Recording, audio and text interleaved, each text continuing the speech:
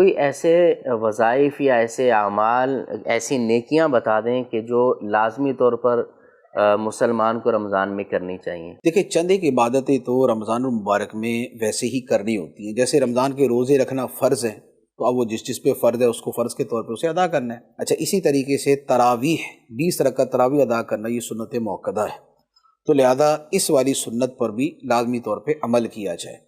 اب اس کے علاوہ جو دیگر چیزیں، اچھا اسی طرح آخری عشرے کا اعتکاف ہے، تو اعتکاف رمضان کی ایک خاص عبادت ہے کہ جس کی رمضان میں بطور خاص بڑی فضیلت ہے، تو یہ چند عبادتیں تو وہ ہیں جو کرنی چاہیے۔ اب اس کے علاوہ آدمی اپنے معمول میں کوئی بھی عبادت شامل کر لے، خواہ ایک یا دو یا تین یا چار۔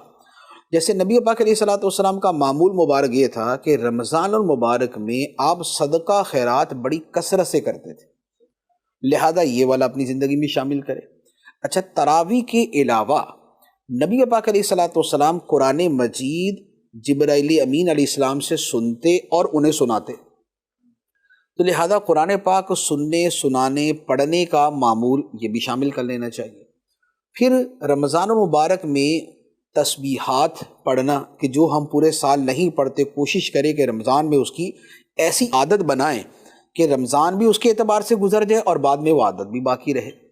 پھر اس کے ساتھ یہ بھی ہے کہ جیسے فرمایا نا کہ پہلا عشرہ رحمت، دوسرا مغفرت، تیسرا جہنم سے آزادی، تو اس کے حوالے سے جو دعائیں ہیں وہ دعائیں اپنے معمول میں شامل کر لے کہ پہلے عشرے میں رحمت کی دعا، دوسرے عشرے میں مغفرت کی دعا، اور تیسرے عشرے میں جہنم سے آزادی کی دعا۔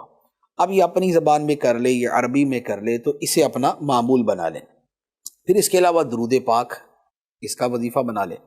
طریقہ یہ ہوتا ہے کہ اگر کوئی مخصوص تعداد، کوئی مقدار بنا لی جائے تو پھر اس پہ عمل بھی ہو جاتا ہے۔ رمضان المبارک کے حوالے سے اگر ہم اپنا یہ معمول بنا لیں نا، ہم یہ طے کر لیں کہ مثال کے طور پہ ماہ رمضان میں کلمہ طیبہ ہے تو یہ ہم نے 313 مرتبہ پڑھنا ہے، درود پاک ہے یہ ہم نے 313 مرتبہ پڑھنا ہے۔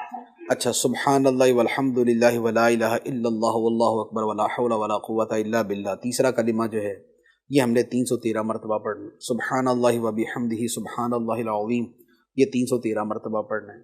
ایک پارہ یا دو پارے کی روزانہ تلاوت کرنی ہے۔